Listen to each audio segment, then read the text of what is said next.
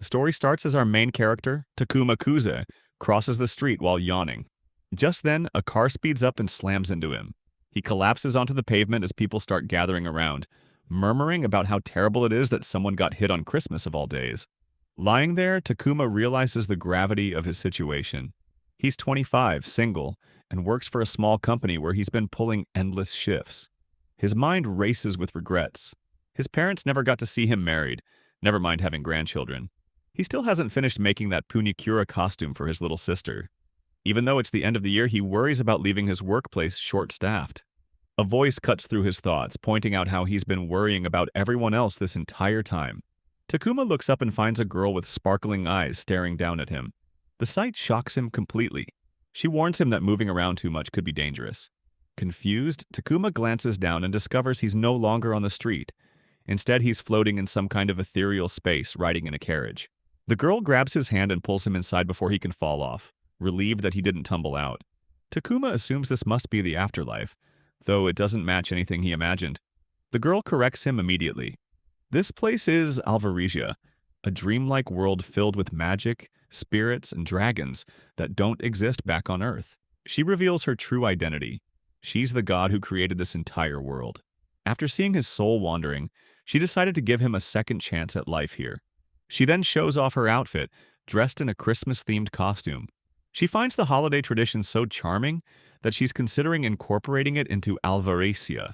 Takuma can't help but think this god is way too casual about everything, making his death feel completely insignificant. He tries to process what she's telling him about getting a second life. She explains that it would be wasteful to start completely from scratch, so he'll keep all his knowledge and strength from his previous life. The god presses him about his dreams and hopes for this new existence. Takuma hesitates, feeling like this reincarnation thing is happening way too suddenly. She brushes off his concerns, admitting she doesn't really care about his past life anyway. Her bluntness catches him off guard. She argues that focusing on the future makes more sense than dwelling on what's already gone, then compliments him on having a talent for reincarnation, whatever that means. Takuma's thoughts drift to the people he left behind. He hopes they'll all live long, healthy, and happy lives. The god grows impatient and keeps pushing him to share what he wants from this new world. He thinks it over and figures that since this is a fantasy world, he'd like to go on adventures, maybe partner with a dragon and wield both sword and magic. She gets excited and asks if he wants to go on adventures with a wonderful partner to celebrate Christmas with. Takuma wonders if she even listened to him properly.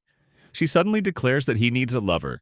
He protests, insisting he doesn't really need one. She tells him to forget about his ex-girlfriend, the one he was about to propose to before everything went wrong. Takuma panics, demanding to know how she knows about that. Before he can get an answer, she moves her finger close to his face, announcing that she's just connected him with the perfect woman.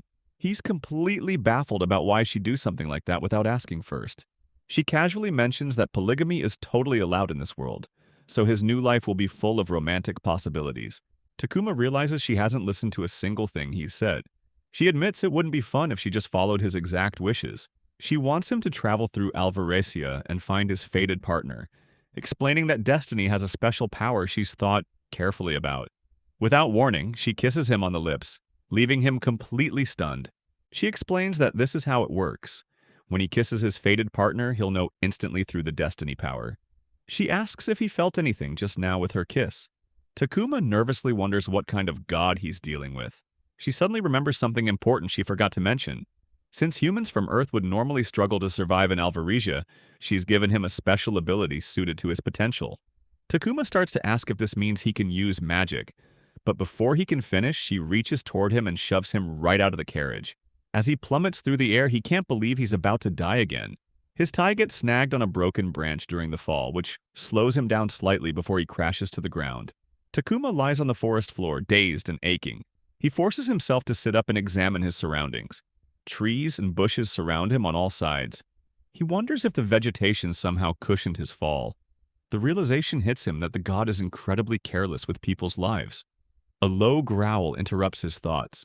He spins around and sees a massive wolf-like monster with its mouth wide open. The creature lunges at him, and Takuma barely manages to throw himself sideways, rolling across the ground. He shouts in panic, realizing he's already in another life-or-death situation. The wolf opens its jaws, aiming for his arm. Takuma screams out to the god who sent him here. A girl suddenly appears, leaping through the air and delivering a powerful kick to the wolf's head. The beast crashes into the ground. She lands gracefully and immediately checks on Takuma, asking if he's hurt. He stares at her in disbelief. This girl just took down a massive monster with a single hit. Takuma thanks her profusely for saving his life. She smiles and brushes it off, saying he's exaggerating, but she's glad he's safe. Behind her, the wolf's body suddenly splits into neat pieces of meat. She examines the chunks and comments that they look like they'll taste good. Later, our boy manages to start a fire. The girl munches on the cooked wolf meat, noting that it's a bit chewy but definitely edible. Takuma reflects on the situation. Now that he's eaten something, he feels calmer. The scrape from his fall still stings, but he's lucky to be alive. He fell from the sky, got attacked by a wild beast, and the god told him to enjoy his second life. Yet all he feels right now is anxiety. If this girl hadn't shown up, he'd probably be dead already. He asks if she's from around here. She confirms that she is. He notices she looks strong, despite appearing to be around elementary school age. He wonders if there's a town nearby. She suddenly pauses, struggling with something. She admits she can't remember. Not her name, not where she's from. After a moment of intense concentration, her face lights up. She finally remembers her name is Mao. He introduces himself as Takuma Kuze and tells her she can call him Taku. Mao decides she'll use that nickname. He thinks to himself that she doesn't really act like someone with amnesia. She asks why he's wandering around in the forest, pointing out that he doesn't look like a traveler or adventurer. Takuma explains that he just sort of found himself here, and his past memories are a little fuzzy too. Mao observes that he also has amnesia, so they're both in trouble. He knows there's no way he can tell her he's actually from another world. He mutters to himself about how he's supposed to find his fated partner in this situation. Mao overhears him and perks up immediately. She asks excitedly if he has a fated partner chosen by the gods, wanting to know what kind of person they are. Takuma quickly covers his mouth, realizing he said that out loud. He admits he has no idea what his fated partner is like. Mao finds this confusing, that how will he know who they are if he doesn't know anything about them? Her eyes sparkle with curiosity. Takuma grows nervous as he explains the kissing mechanism the god told him about. Mao finds it incredibly romantic, kissing someone to reveal your fated partner. She notices Takuma isn't sharing her enthusiasm. He admits his heart is racing, but in a sexual harassment kind of sense rather than a romantic one. Mao presses him about whether he's excited to meet his fated partner, wondering what kind of person they'll turn out to be. Takuma responds that he's more worried about basic survival at this point. She brings up the importance of his future. They're both lost in this forest after all. She suggests that self-improvement is key. To meet his partner, he needs to become stronger, cooler, and richer. Takuma admits that might be true, but it stings a little. He clarifies that he's talking about food, shelter, and just staying alive. A scream suddenly pierces through the trees. Mao identifies it immediately and runs toward the source, with Takuma following close behind. They reach a clearing where a giant dark wolf is attacking a girl. The victim cries out for help, claiming a dark wolf ambushed her. Takuma recognizes it as the same type of beast from earlier. Mao immediately rushes forward, declaring she'll save the girl. As Mao charges ahead, our dude notices something feels off. Despite how much the wolf has supposedly been attacking, the girl's clothes are perfectly clean, and the surrounding area shows no signs of a real struggle. He tries to point this out to Mao, but before he can finish, the girl transforms. Her innocent appearance melts away, revealing another beast underneath. The creature lunges straight for Mao. Takuma yells at Mao to stay back. His mind races. He needs to distract the creature somehow. He grabs a rock and hurls it at the beast, desperately hoping his plan works. The creature barely glances at the small rock, dismissing it as hardly worth dodging. The rock suddenly catches fire mid-flight, accelerating rapidly.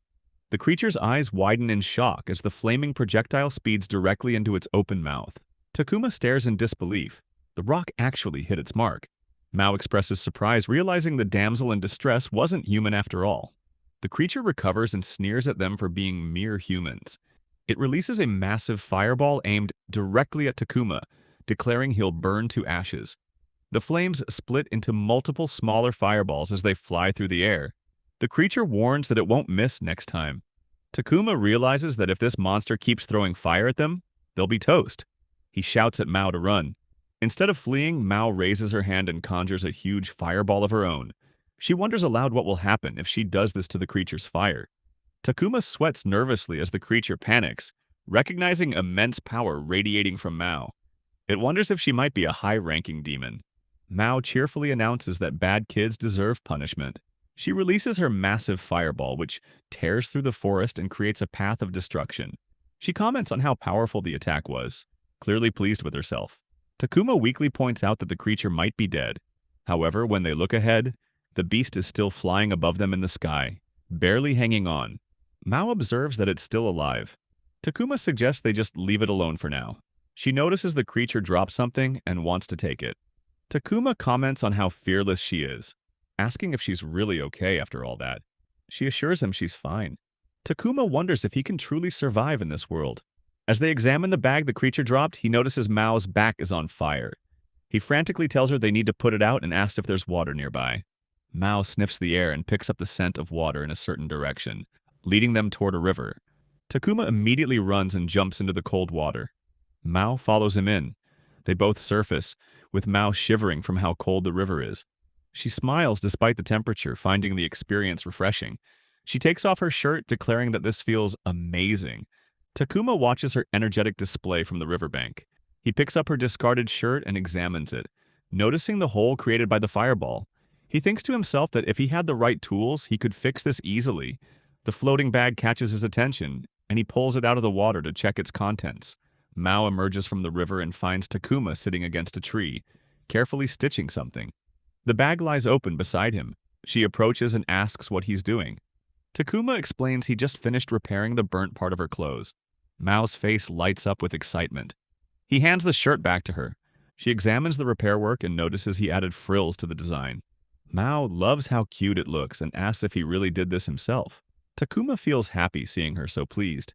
He explains that the bag he borrowed contained sewing tools and fabric, so he figured he'd fix the torn parts while he was at it.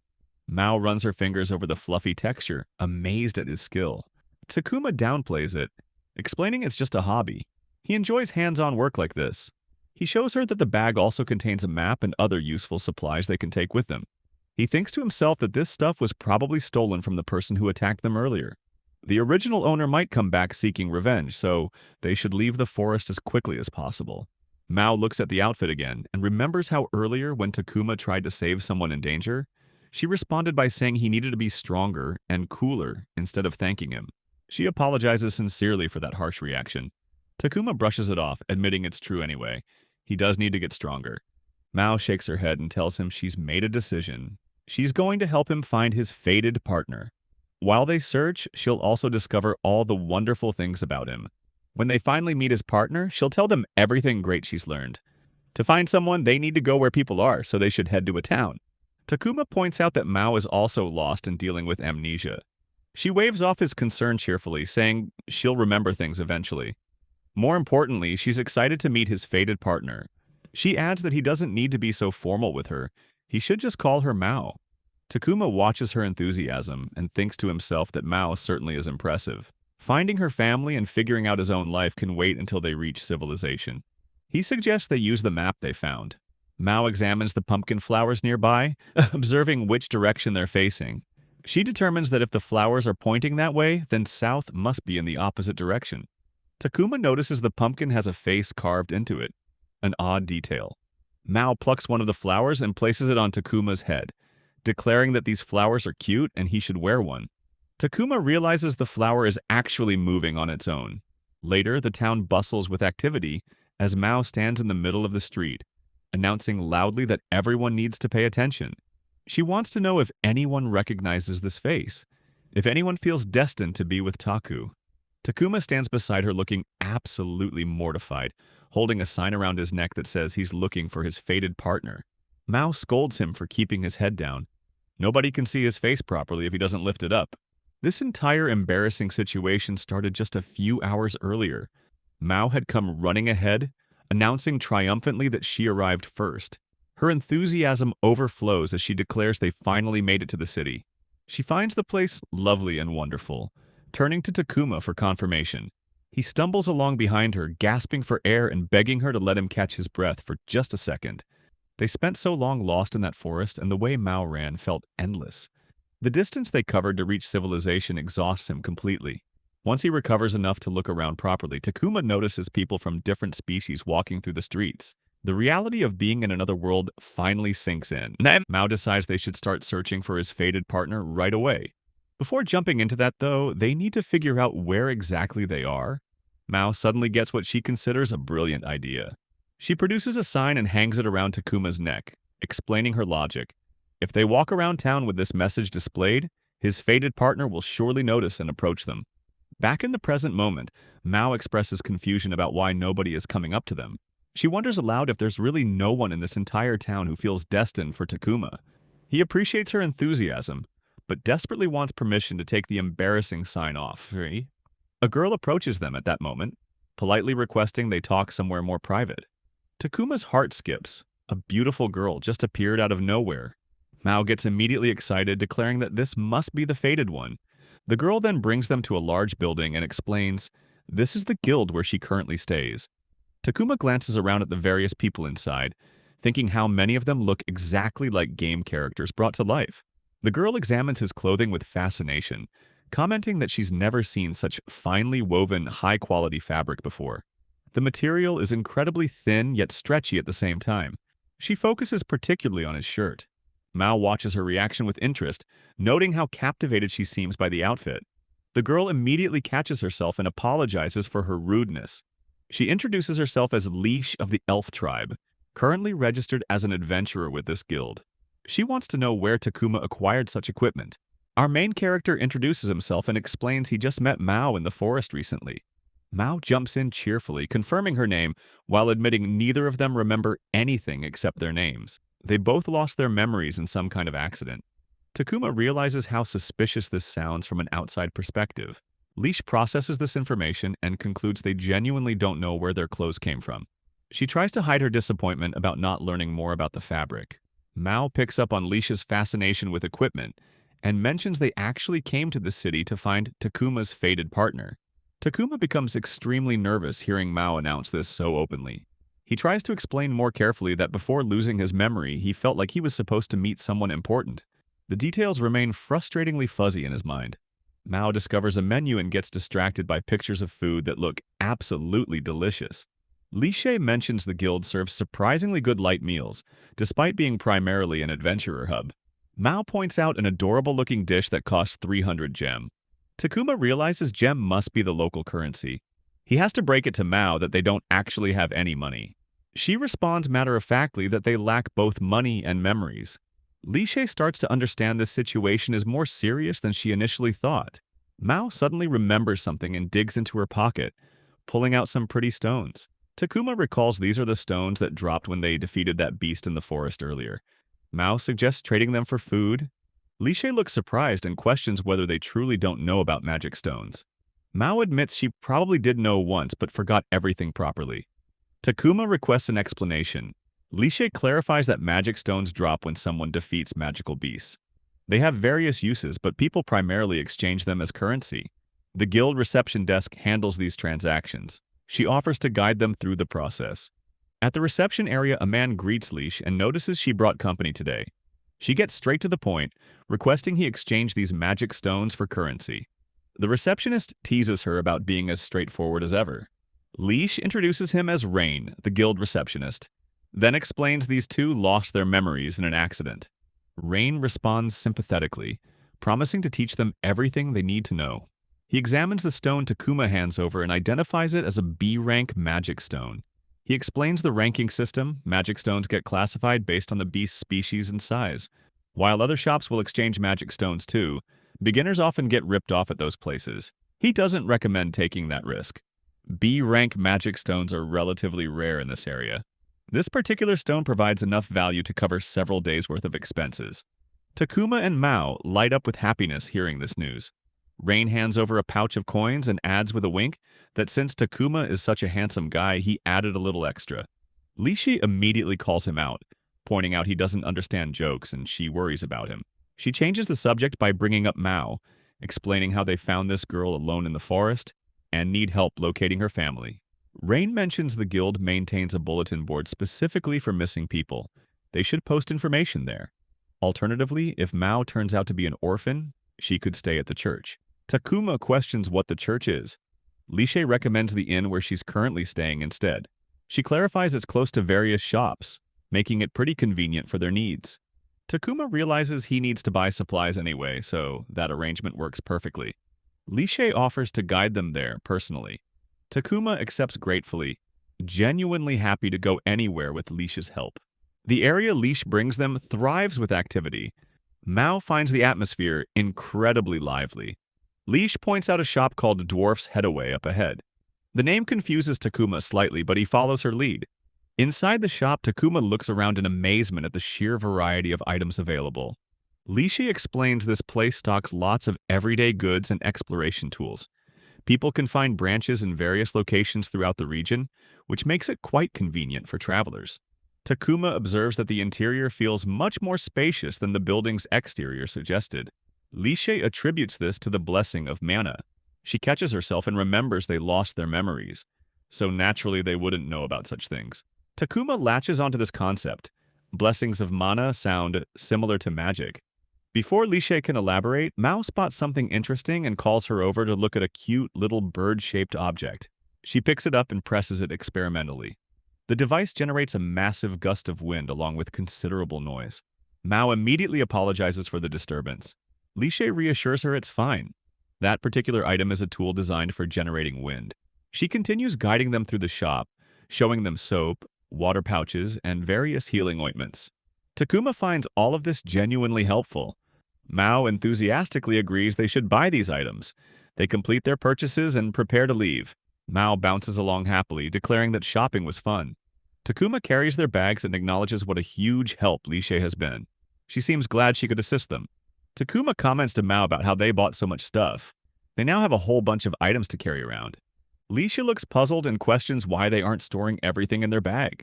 She points out that it's a magic bag capable of holding anything. These bags are extremely expensive and incredibly hard to come by. Takuma stares at the bag in shock and decides to test it. He finds he can easily fit huge items inside despite the bag's modest exterior size. He wonders aloud if this is also related to the blessing of mana. Lishe confirms that bags with storage blessings are exceptionally rare. She's always been curious about how they work. Takuma had no idea this was such an amazing item. He requests that Lishe teach him more about mana and other important concepts when she has time. She agrees readily, suggesting they talk more after getting something to eat. They head to a restaurant that's somewhat removed from the main street. Our boy notices strange, fluffy, glowing creatures and wonders what they are. Lishe explains she's been wanting to try this place for a while. Mao buzzes with excitement as they receive their food. Both Takuma and Mao find the dishes absolutely delicious. Lishe mentions this restaurant serves traditional meals from various regions around the world. She orders a dish from her homeland called Elven Herb Porridge. Takuma tries it and finds the taste really healthy. Mao makes a face and declares it tastes like grass, offering her portion to Lishe. Lishe had warned them it might not suit everyone's palate. They finish their meal, and Takuma expresses how delicious everything was. He insists on paying for the meal. Lishe protests, wanting to pay for her own portion at least.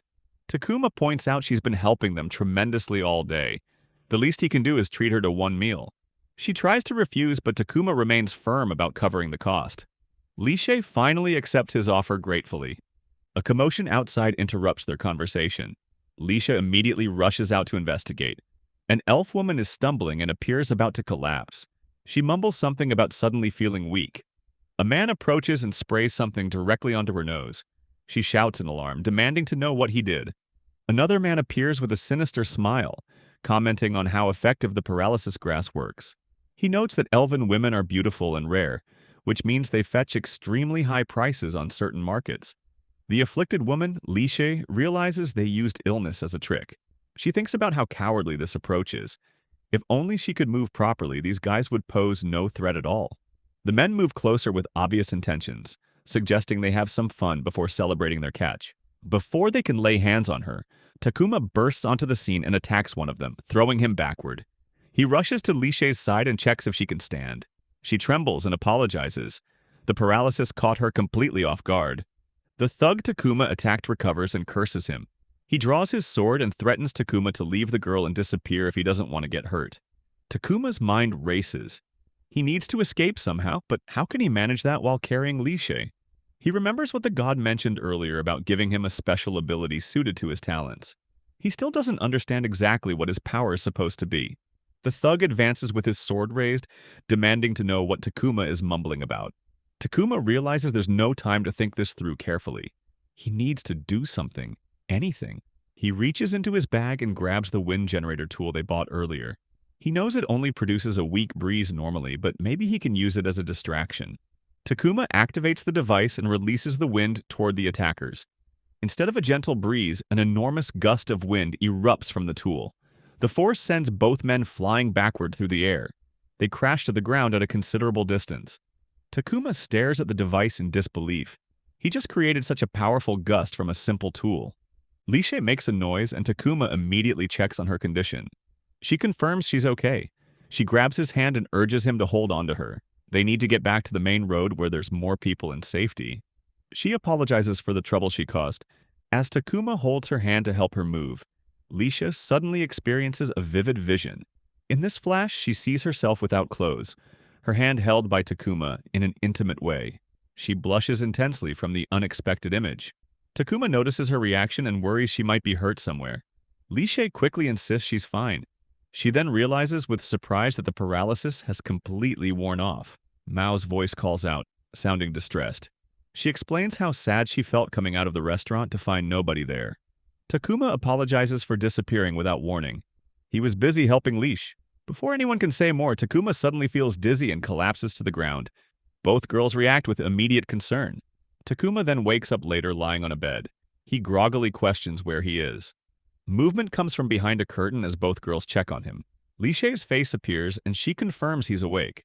Mao expresses relief that he's safe, then accidentally yanks the curtain away in her excitement. This reveals Lishe is currently taking a bath. Takuma shouts an apology in complete embarrassment. He immediately pulls the curtain back, repeatedly apologizing for his intrusion. Leash calls out from behind the curtain, checking if anything hurts. She offers to heal him right away.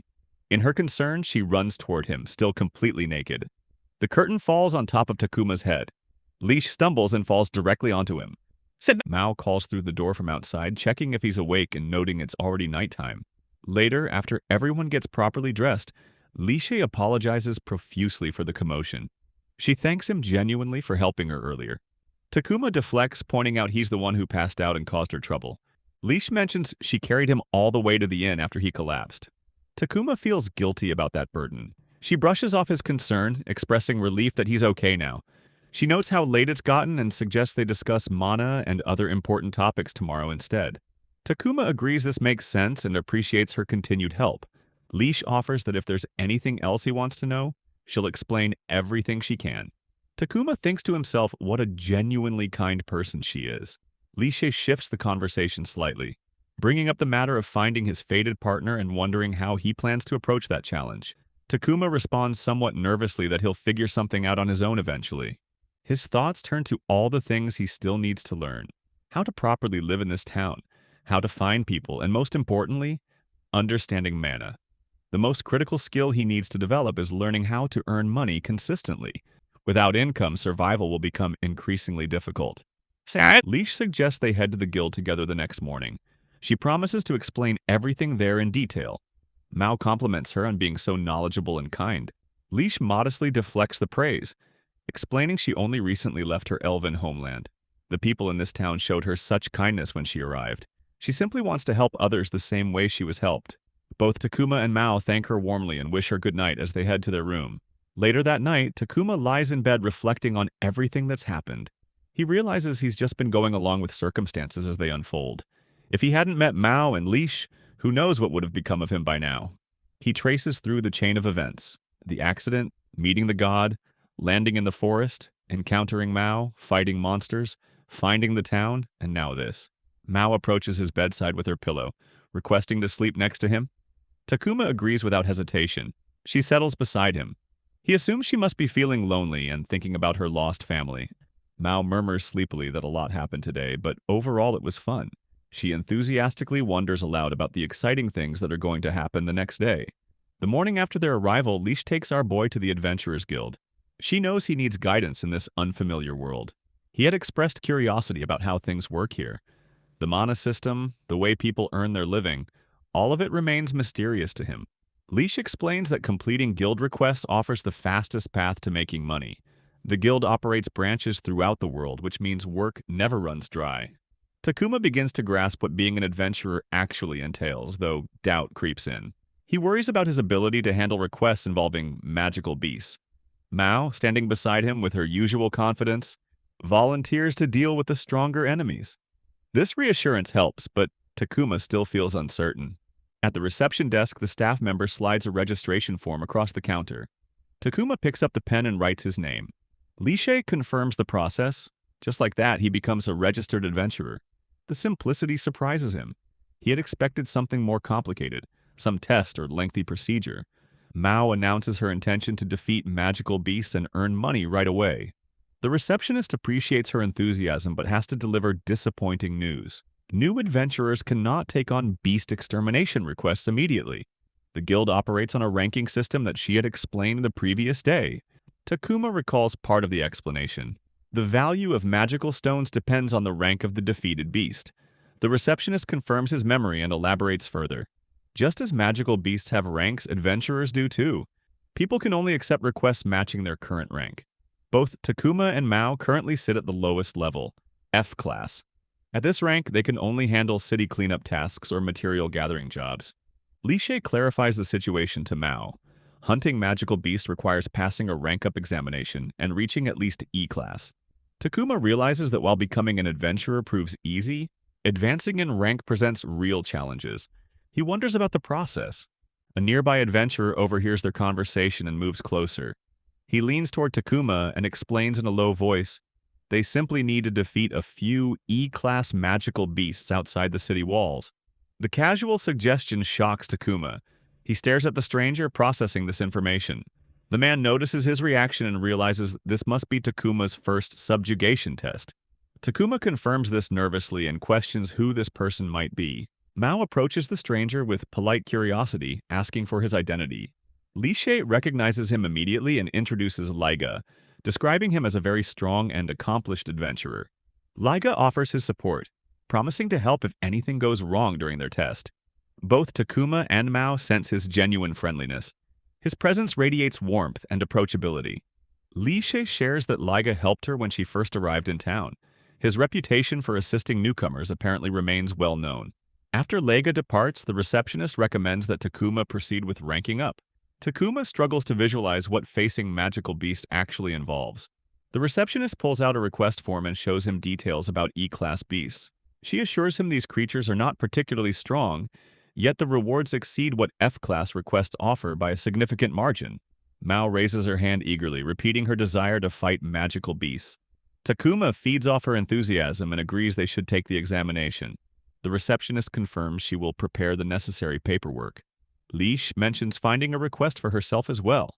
Across the room, several adventurers discuss a particular job posting. One points out that an investigation request pays far more than typical rates.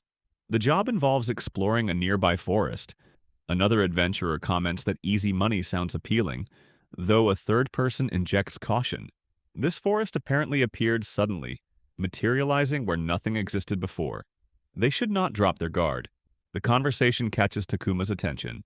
He recognizes they are talking about the forest he and Mao emerged from. The phrase suddenly bothers him. Before he can think further, Leash walks over to the group and takes the request paper from the board. She returns to Takuma's side. Our boy wonders if she knows those other adventurers. Leash explains she does not, but going alone into unexplored territory carries too much risk. The group offered to accompany her. However, since she decided to accept the same request as Takuma and Mao, she turned down their offer. Mao expresses happiness that Lishe will join them. Takuma notices the male adventurers glaring at him from across the room. Their hostile looks make him uncomfortable. Leash brings everyone back to practical matters. They still need to learn about mana manipulation, and more importantly, they need proper equipment. The receptionist grants permission for them to take whatever they need from the guild's storage room. Lishe expresses gratitude, and the three of them head toward the equipment area. Later, the storage room overwhelms Takuma with its selection. Weapons, armor, accessories, and supplies fill shelves and racks in every direction. Mao echoes his amazement, commenting on the abundance of equipment. Leash explains how the system works. Experienced adventurers donate their still functional gear here for beginners to use. This tradition helps newcomers get started without significant initial investment. Lishe suddenly grows animated, her excitement visible as she begins selecting items. She instructs both of them to get properly equipped. Takuma notices the shift in her energy. She clearly enjoys this process. After browsing the available gear, Takuma finally looks like an actual adventurer, rather than someone who stumbled into this world by accident. Lishe explains her selection philosophy for him. Since Takuma lacks experience, mobility matters more than heavy protection. She chose light armor and mana-blessed items specifically for first-time adventurers.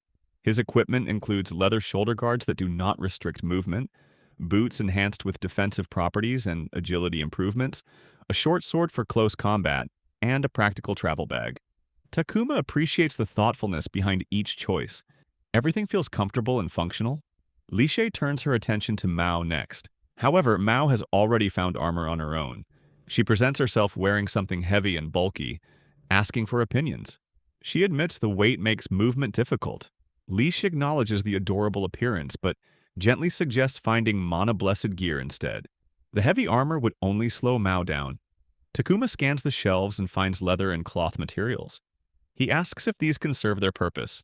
Lishe confirms they work, though raw materials alone provide minimal defense compared to processed armor. Something occurs to Takuma.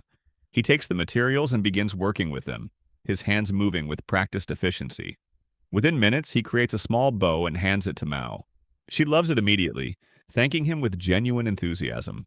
Takuma downplays his creation, suggesting it offers better protection than nothing, while at least looking cute. Mao puts it on happily. Lishe watches this display with surprise. She asks if Takuma has training as a craftsman. He denies having any professional background, insisting this remains just a hobby. Lishe observes how intensely he concentrates when dealing with equipment, noting the skill in his work despite his modest claims. They then arrive at their destination outside the city walls. A creature hops across the clearing ahead of them. Lishe identifies it as an E-class magical beast, a rabbit hawk. Takuma finds its appearance endearing and feels conflicted about fighting something so cute. Lishe acknowledges the creature's deceptive appearance. Despite looking harmless, rabbit hawks steal cargo from travelers and destroy crops if left unchecked. They pose genuine problems for the local community. Our boy confirms the objective. They need to defeat it and retrieve the magic stone from its body. Lishe verifies this understanding and provides tactical information. The rabbit hawk possesses low attack power, minimal defense capabilities, and relatively little health. Landing a solid hit should end the fight quickly. Before anyone can plan further, Mao and Hum dart forward. Mao shouts for them to leave it to her. Takuma agrees to support her advance. From behind them, Lishe calls out an alarm. She had not expected Mao to engage in direct combat. The rabbit hawk notices Takuma and begins moving toward him instead of Mao. Mao intercepts the creature's path. Her presence seems to intimidate it despite her small size. She reassures Takuma, insisting the beast poses no real threat. Takuma, however, hesitates. He has never killed an animal before, and the reality of taking a life, even a magical beast's life, weighs on him. Lishe observes from a distance. She reflects on how appearances truly deceive. She never expected Mao to demonstrate more combat capability than Takuma. The realization surprises her as much as it likely surprises him. Lishe calls out to Takuma with a suggestion. Getting accustomed to direct combat might take time for him. Perhaps he should try ranged attacks instead. The recommendation makes sense, but Takuma immediately wonders if he can use magic at all. Lishe encourages him to attempt it. She explains that magic requires mana. Takuma's confusion prompts Lishe to provide a comprehensive explanation. Mana serves as the source of all magic in this world. It originates from mana trees scattered across the landscape. While mana itself remains invisible to the naked eye, it permeates the atmosphere everywhere. Takuma tries to grasp this concept, comparing it to air. Lishe confirms the analogy works well. Mana exists in varying amounts within all things. Rivers, plants, magical beasts, and even people themselves. Humans and animals consume the mana within their bodies to cast spells and perform magical feats. When someone imbues an object with mana, granting it special properties or effects, this process creates what people call a mana blessing. He begins understanding the system. Lishe provides everyday examples. Streetlights that illuminate without fire, heated water without flame. These conveniences all rely on magic and mana blessings. The energy source powers daily life throughout this civilization. Mao interrupts, eager to learn how to actually use magic. Leash demonstrates the technique. She instructs them to feel the mana flowing within their bodies, much like sensing blood moving through veins. She raises her hand and focuses, gathering energy in her palm. A sphere of concentrated mana forms, glowing with stored power. Lishe explains the final step, releasing the gathered energy toward a target. She launches the sphere at the rabbit hawk. The magical projectile cuts cleanly through the creature, splitting it in two. The demonstration ends the beast's life instantly and provides a clear example of basic combat magic. Leash clarifies that this represents fundamental technique. Her personal specialty involves wind magic, but the effects and attributes of magic vary dramatically depending on individual aptitude. Different people naturally excel at different types of magical expression. Mao immediately tries replicating what she saw. Energy gathers in her palm, just as Leash described. Within moments, Mao successfully creates her own magical sphere. Her accomplishment impresses Lishe, who praises her natural talent for magic. Not everyone learns this quickly. He suddenly remembers something. He asks Mao about the fire magic she used before, back when they first arrived in this world. Mao confirms she thinks she can still do it. She raises one finger and concentrates. Instead of a small flame, an enormous circle of fire materializes above her hand.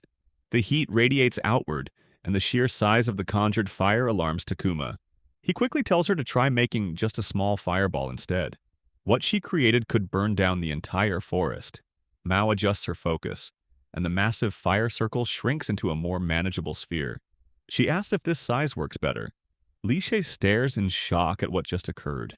Mao possesses incredible magical talent, far beyond what most people ever achieve. Mao continues practicing, refining her control over fire. Takuma watches her progress and wonders if he too can learn magic. He deserves a chance to try. Closing his eyes, he concentrates on feeling the mana Lishe described. He attempts to sense it flowing inside him and focuses that energy into his palm. Mao leans closer, observing his attempt carefully. After several long moments, she asks if he has fallen asleep. Takuma insists he remains awake and concentrating. His body trembles slightly from the effort, but nothing happens. No magical sphere forms. No energy gathers visibly. Leash offers an explanation. Humans typically possess lower mana reserves compared to other races and magical beings. This natural limitation means grasping the technique often proves harder for human practitioners. She offers to help by guiding his mana directly. The process requires physical contact. She reaches for his hand, asking permission to borrow it briefly. Takuma worries aloud that perhaps he simply lacks any mana at all. Lishe dismisses this possibility immediately. Everyone possesses mana, though the amounts vary significantly between individuals. However, maybe Takuma has an extremely, almost ridiculously, low amount of it. The thought depresses him. After testing further, Lishe confirms her suspicion. Takuma's mana reserves fall far below average levels. This means he likely has minimal talent for magic. Mao tries to cheer him up, offering encouragement despite the discouraging news. A voice interrupts their practice session. Someone calls out from behind them. Takuma turns and notices smoke rising from the forest in the distance. The dark plume suggests something serious has gone wrong. All three of them immediately start running toward the source. As they approach, Lishe announces her intention to investigate. She instructs Takuma and Mao to continue with their examination test. Mao refuses to stay behind, insisting she will come along too. Takuma agrees. They should hurry and see what has happened. They reach the forest edge and find chaos. Adventurers flee in every direction, their faces showing panic and fear. One shouts that this job was not supposed to be a simple exploration request. Leash realizes with shock that no one warned her about an A-rank magical beast being in the area. A-rank creatures represent serious threats that require experienced teams to handle safely. The adventurers scatter, running for their lives. The beast responsible for the panic charges toward one fleeing adventurer, preparing to attack. Lishe reacts instantly. She raises her weapon. Takuma notices he has no idea where she even pulled that weapon from, as she was not carrying it visibly before. The weapon itself looks exceptionally well crafted. Leash intercepts the beast's charge and strikes it with precise force. Her attack drives the creature back and saves the adventurer from being mauled. She immediately checks if the person suffered any injuries. The adventurer thanks her, clearly shaken but grateful. Another nearby adventurer stares at Lishe in awe. commenting on her incredible strength. Takuma processes what just happened. Leash moved so fast, fought so effectively. Her combat abilities far exceed what he imagined.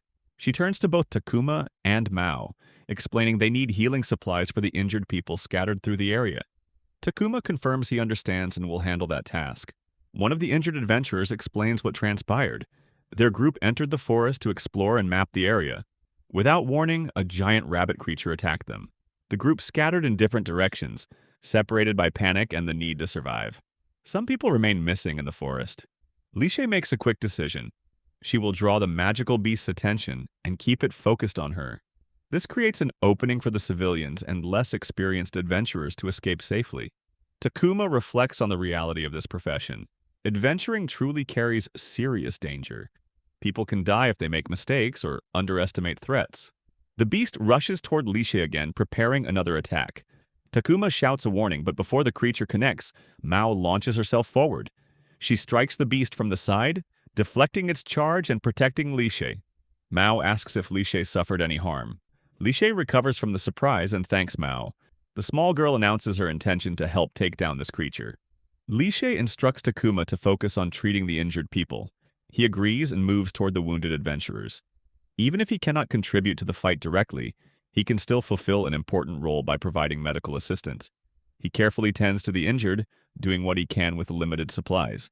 Meanwhile, Leash engages the beast directly. Her attacks land successfully, but the damage they inflict remains disappointingly small.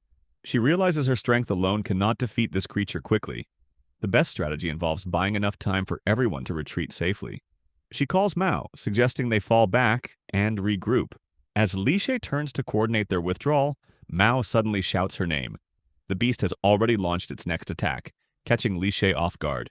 Mao reacts on pure instinct. She gathers her mana rapidly, forming a magical sphere with remarkable speed. She releases the concentrated energy toward the beast while screaming for it to get away from Leash. The magic projectile flies toward its target. However, something goes wrong. As Leash watches in horror, the beast deflects the magical attack. The sphere rebounds, changing direction. It flies back toward Mao instead of hitting the intended target. Takuma works with one of the injured adventurers when a massive explosion erupts behind him.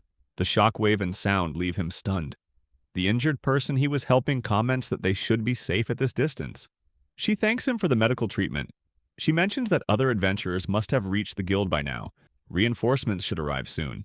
Another adventurer announces from behind them that once reinforcements appear, they should direct them to the combat area immediately. The injured woman starts to respond but stops mid-sentence. Takuma abandons his current task and sprints toward where the explosion occurred. He calls out the girls' names frantically. When he reaches the site, Mao lies on the ground, unconscious and motionless. Lishe remains standing. To our boy, they appear equally overwhelmed. Our dude abandons everything else and sprints toward Mao. Her name tears from his throat as he reaches her collapsed form. He gathers her into his arms, his hands shaking uncontrollably. The trembling betrays how badly he has failed in his responsibility to protect her.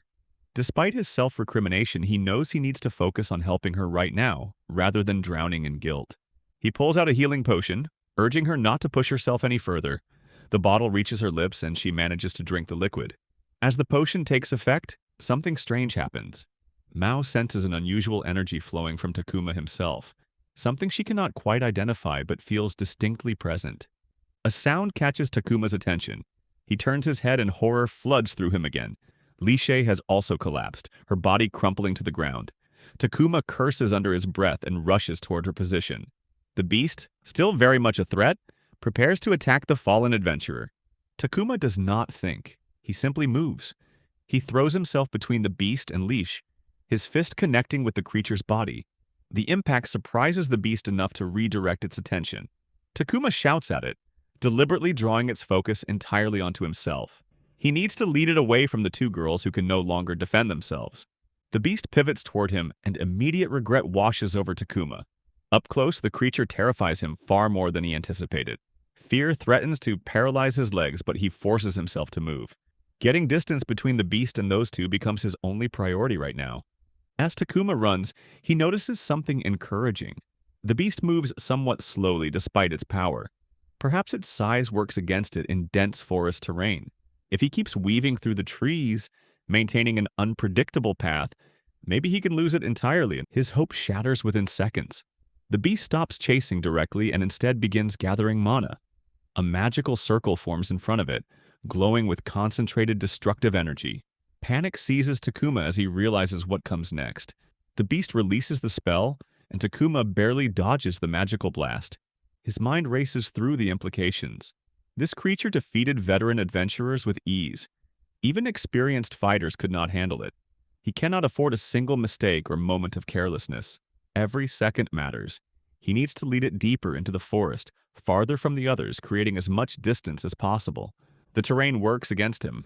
While running at full speed, Takuma's foot catches on something. A root, a rock, he cannot tell. His balance fails and he crashes to the ground hard. The impact knocks the wind from his lungs.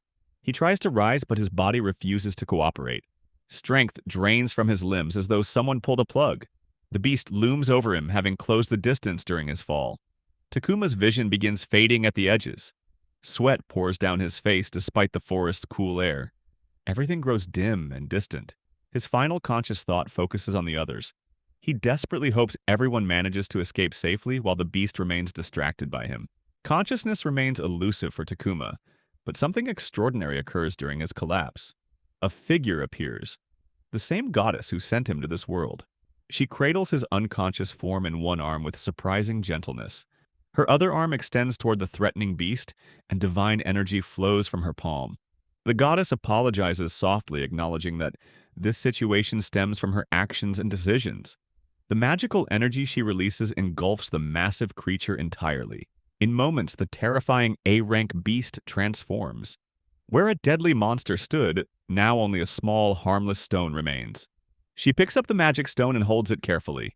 She looks down at Takuma, still unconscious in her embrace. Her hand reaches toward his neck, checking his condition. Despite everything, she smiles, a sad, knowing expression. She expresses relief that he survived this encounter. However, her time in this realm has limits.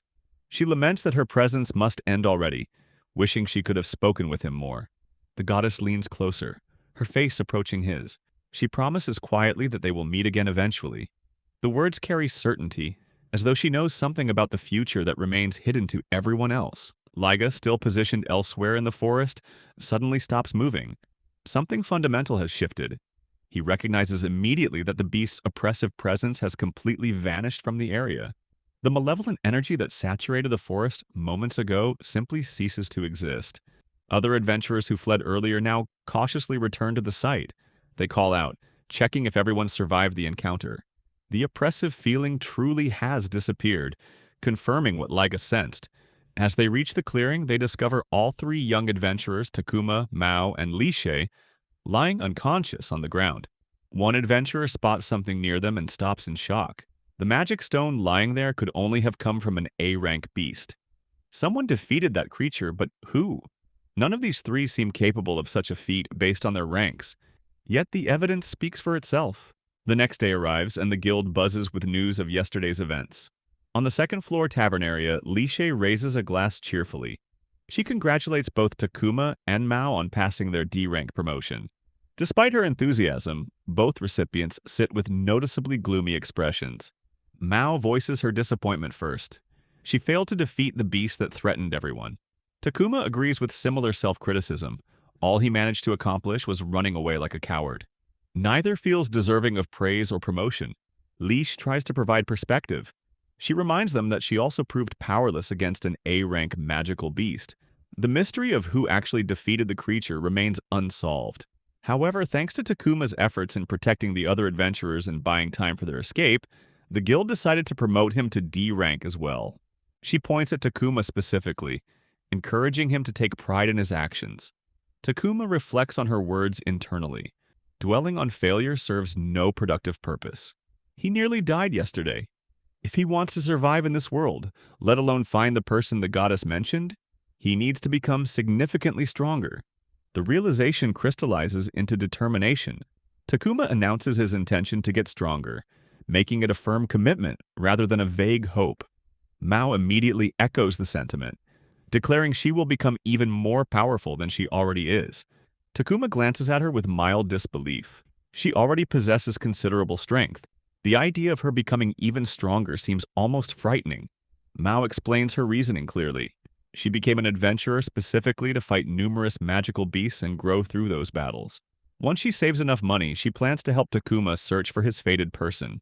Takuma adds that they also need to locate Mao's family eventually. This remains an important goal they cannot forget. Leash picks up on something mentioned earlier. She questions whether the person Takuma seeks actually qualifies as his fated one. Mao confirms this innocently. The goddess specifically told Takuma about this person.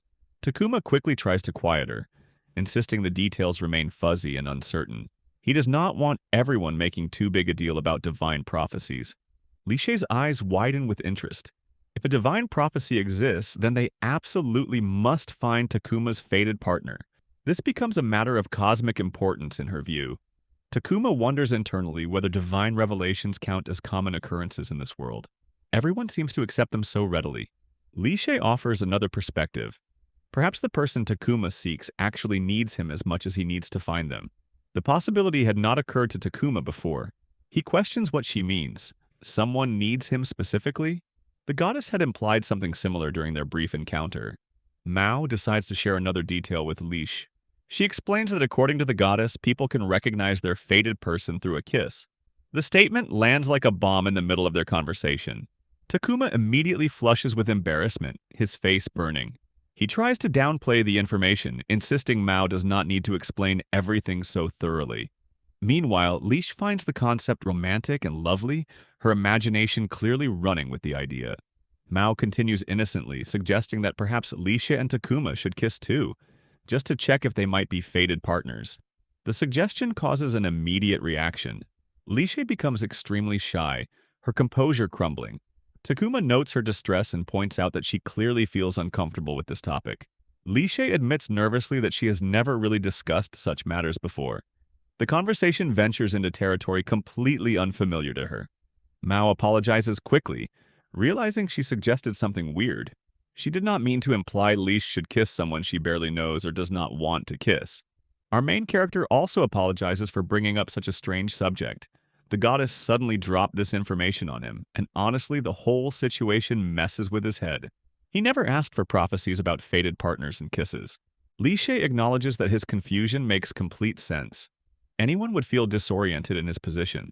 She suggests Takuma simply call her by her name. Formalities seem unnecessary given their circumstances. The conversation shifts as she reveals something important about her own situation. Lishe explains that she actually faces a similar situation to Takuma. She too searches for someone based on divine guidance. Mao perks up, curious whether Lishe also seeks a specific person. Lish clarifies the details. A prophet from the Elven Kingdom received a divine revelation. The prophecy declared that a savior has appeared in this world, someone who came from another world entirely. This savior must be found and assisted in their mission. Lish left her kingdom specifically to search for this prophesied individual. Takuma recognizes the parallels immediately. His situation and Lishe's search sound remarkably similar. However, one detail bothers him. If there exists a savior, that implies something disastrous threatens the world. He voices this concern cautiously. Lishe reacts with surprise. She questions whether Takuma truly forgot everything about this world's situation. Their world currently faces a threat from the Demon King. The enemy's forces grow stronger and more organized with each passing season. Our boy processes this information with growing unease. A savior, a demon king. This truly follows every isekai story pattern imaginable. However, the goddess never instructed him to save the world or fight any demon king. She only mentioned finding someone important. This savior probably refers to someone else entirely. Later, they relocate to a different area. Takuma comments on how peaceful and full of life this place seems. Lishe explains the geographical context. This region sits far from the Demon King's domain, which provides relative safety. However, recently his army's advances have become more noticeable even in distant territories. An underlying sense of unease permeates many communities now. Mao, with her characteristic directness, questions what kind of person this savior might be. Conflict seems bad, so understanding who will stop it matters. Takuma agrees this represents a good question worth exploring. Lish shares what the legends describe. According to prophecy, the savior manifests as a young person possessing extraordinary talent, tremendous courage, and deep kindness. This individual should be handsome and strong-willed, someone who accomplishes great deeds that inspire others. Takuma immediately concludes that description absolutely does not match him in any way. He possesses none of those qualities. Lishe continues explaining that she could not gather any useful information in this town. Her search has stalled, leading her to consider moving to another location. Mao expresses concern about Lish traveling alone.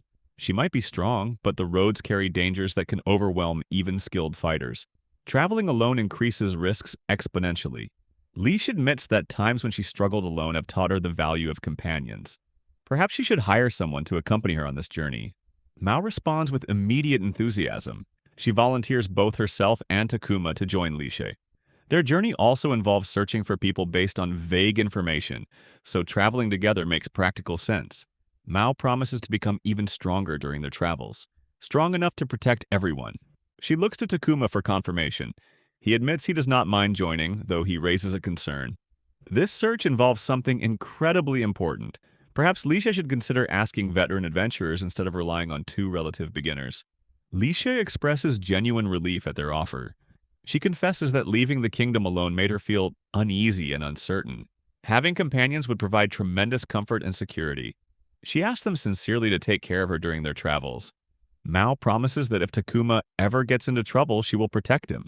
Takuma smiles slightly, pointing out that he does not intend to do anything reckless that would require such protection. Still, having Mao's strength nearby provides reassurance. Lishe reveals her planned destination, the royal capital. Mao's curiosity ignites immediately.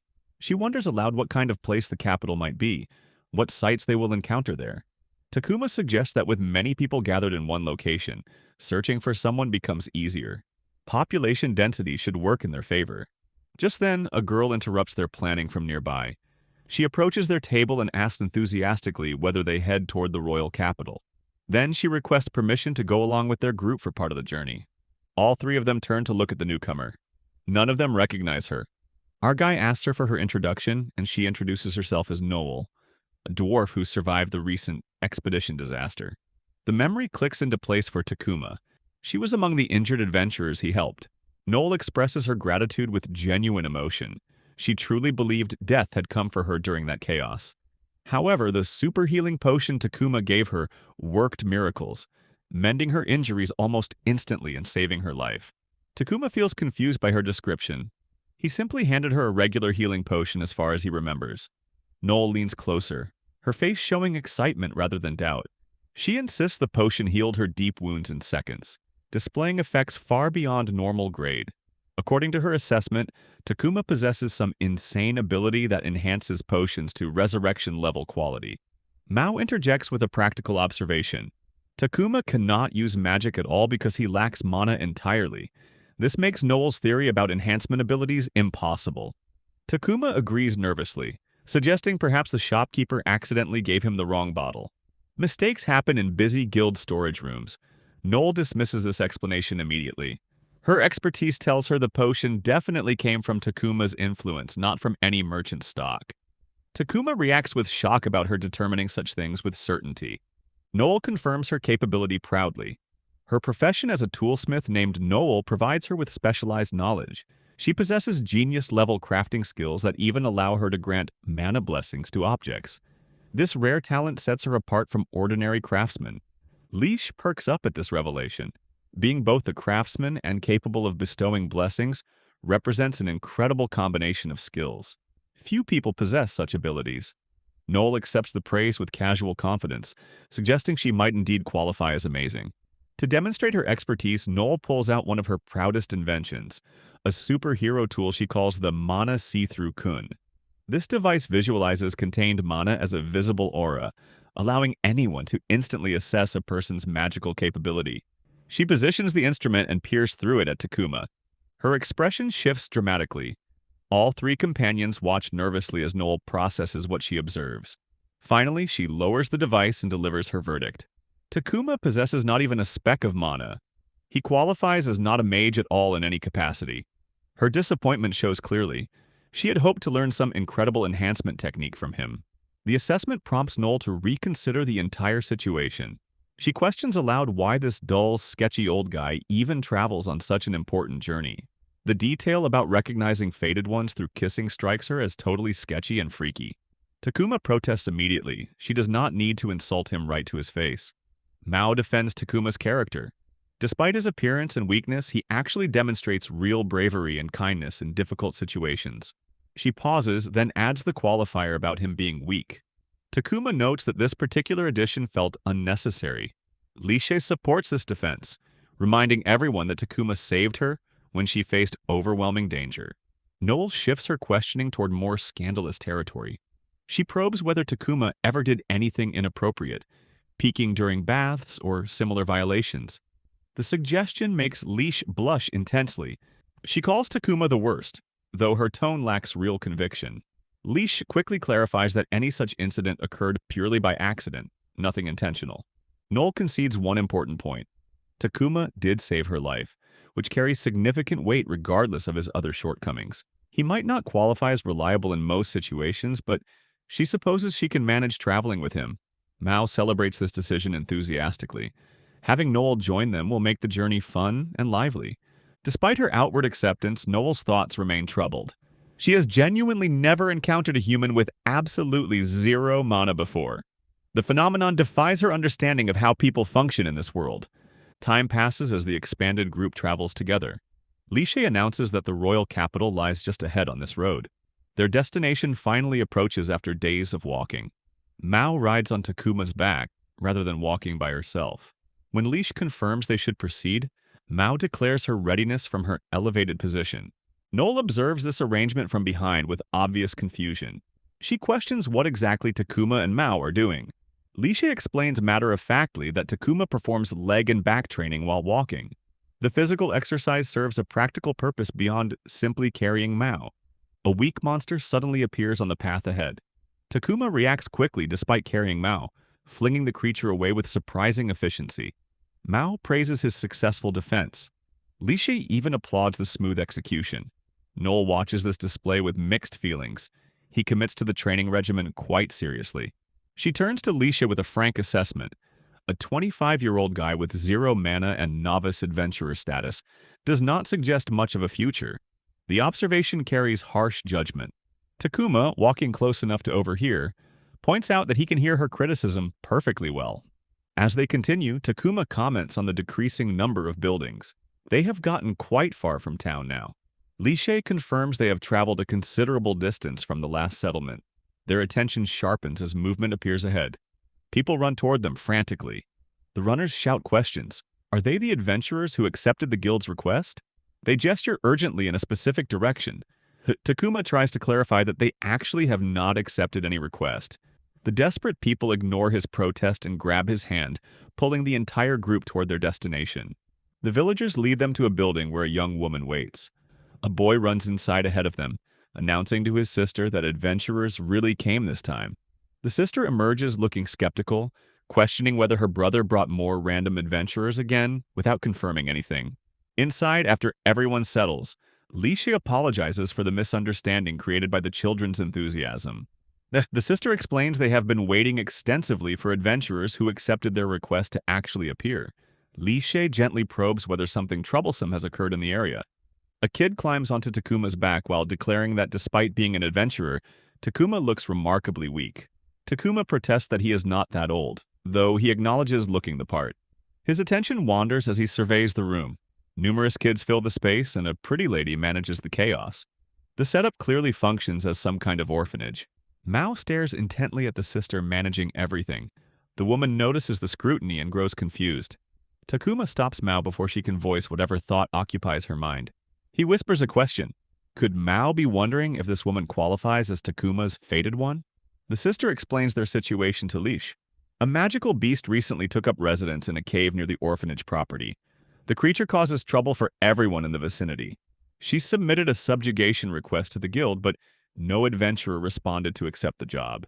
Noel examines the request details and understands the lack of interest. The posting does not indicate urgent danger, and the offered reward barely covers basic expenses. Nobody wants to risk injury for minimal payment. The boy, Ara, adds emotional weight. His sister got hurt during their last encounter with the beast. While not seriously injured, she twisted her ankle trying to escape the creature's territory. Takuma leans toward Noel and whispers a question. Cannot healing potions fix such an injury easily? Noel realizes Takuma's memory loss extends to basic economic knowledge. She explains that healing potions cost significant money for normal people. Minor injuries typically heal naturally rather than wasting expensive resources on them. Takuma absorbs this information. His understanding of this world's economics remains seriously deficient. Mao breaks the contemplative moment with her characteristic directness. She announces they will take down the beast. They cannot simply abandon these people to deal with a dangerous creature alone. She looks to Takuma for confirmation that he agrees with helping. Takuma expected exactly this response from Mao. Her compassionate nature would never allow ignoring people in need. He favors helping as well despite the complications. Li Shay adds her support to the decision. Noel, however, declares herself out. While she would like to help, adventuring cannot function as charity work. She needs to steel her heart against every sad story. Takuma immediately shifts tactics. He instructs everyone present to plead with the nice lady. All the children instantly cooperate, gathering around Noel with tearful expressions. They beg her help them. Multiple young voices create an overwhelming chorus of appeals. Noel protests that appealing to emotion constitutes dirty fighting and unfair tactics. Takuma acknowledges that adults employ shady methods when necessary, maintaining his innocent expression throughout. The combined pressure works. Noel caves and agrees to help, despite her earlier resistance. The children celebrate their victory enthusiastically.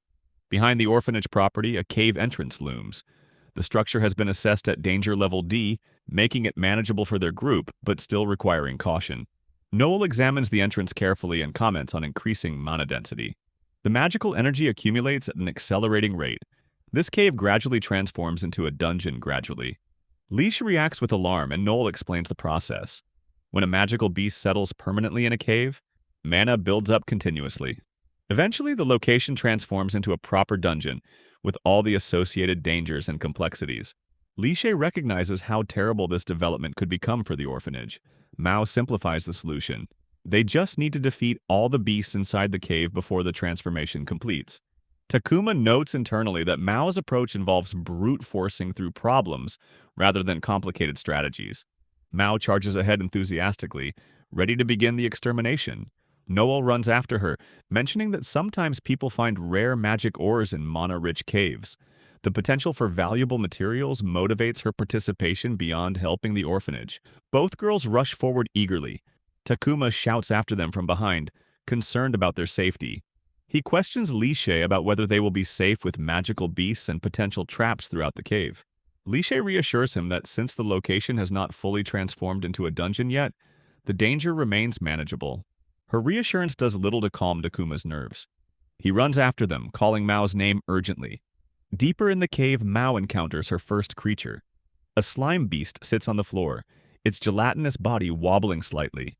Mao picks it up without hesitation, commenting to Takuma about how cute it looks. The slime immediately attacks her face in response to being handled. Mao quickly drops it back down. Noel arrives and dismisses concerns about slimes. These weak magical beasts should allow them to clear the area quickly. While the magical stones from slimes have essentially no value, their body fluids serve as essential materials for tool making. She recommends gathering the fluids as they eliminate the creatures. Leash demonstrates her technique, throwing her boomerang in a clean arc. She announces her intention to join the extermination actively. The weapon slices through slimes efficiently, cutting them in half one after another. Takuma finally feels comfortable attacking since slimes do not resemble animals. He can strike without the hesitation that plagued him when facing the rabbit hawk. His attacks land successfully, destroying several slimes. Noel places her hand on his shoulder suddenly. Takuma worries he did something wrong. She delivers her assessment bluntly. That weapon does not suit him at all. The mismatch between Takuma and his current weapon borders on gross in her professional opinion. She hands him a different weapon, instructing him to try this one instead. Takuma examines the new implementation. It looks somewhat like a bat or club. Before he can ask questions, Noel shouts a warning. A slime approaches from behind. She commands him to simply swing like he is smashing something. Takuma follows the instructions immediately. The weapon connects with the slime, destroying it efficiently. Success comes easily with this tool. The weapon feels light in his hands, easy to grip, and the swinging motion reminds him strongly of baseball. Everything about using it feels natural and comfortable. Noel explains her choice. This weapon specializes in bashing attacks specifically. It suits people who struggle with other combat styles. Additionally, the weapon carries a mana blessing that increases its attack power beyond what its appearance suggests. Even people who have difficulty killing creatures can use it effectively without psychological barriers. Takuma realizes she figured out his weakness, his reluctance to harm living things. Noel proposes a trade. She no longer uses that particular weapon, so perhaps they can exchange it for his share of the drop materials they collect. The arrangement strikes Takuma as very practical. Mao's voice echoes through the cave. She alerts Takuma that numerous slimes cluster in another area. He runs to support her, promising backup. Noel watches them go and plans to sneak into the deeper parts of the cave while they remain busy. However, Leisha's stare catches her before she can move. Noel becomes defensive immediately. She insists she would never try to sneak off and grab rare magic ore for herself without sharing. The protest comes too quickly and too specifically to be believable. Leisha's attention actually focuses on something else entirely.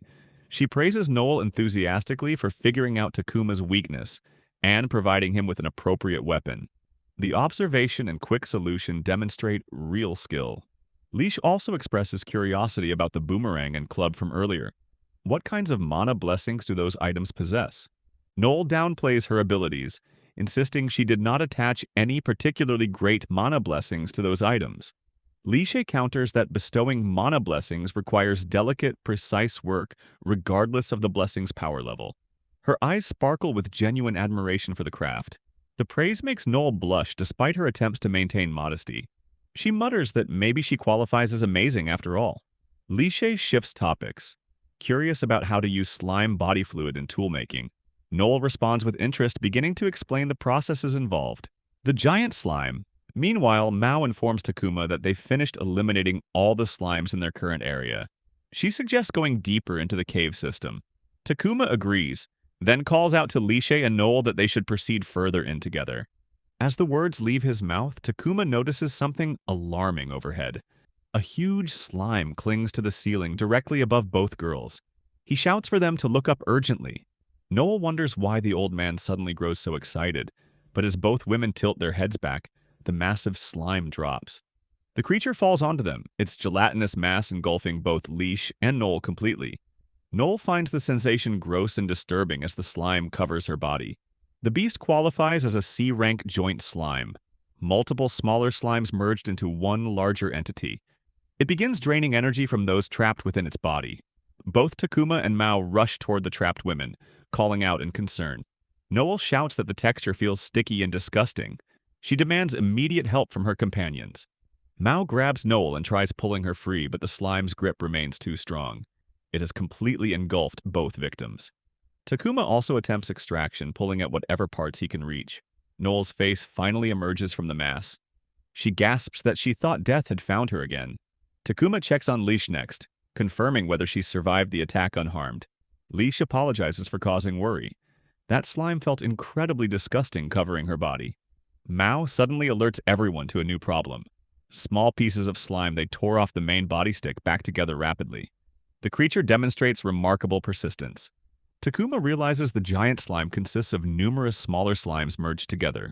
Leisha confirms his understanding and explains the solution. If they defeat the leader slime controlling the collective, the smaller components will eventually scatter and disperse. They simply need to identify which individual slime leads the group. Takuma stares at the writhing mass. He cannot distinguish any individual slime from another within the collective. Everything looks identical to his untrained eyes. Mao raises her hands, beginning to gather magical energy. She volunteers to use wind magic to peel the slimes off both women forcibly. Noel shouts for her to wait. She pulls out her mana see-through kun device instead, suggesting they use this tool to find the leader. Takuma recognizes the instrument from their first meeting. Noel explains that the leader's aura should display larger and brighter than the others, making identification simple. She looks through the device carefully, scanning the slime collective. Her confidence evaporates quickly.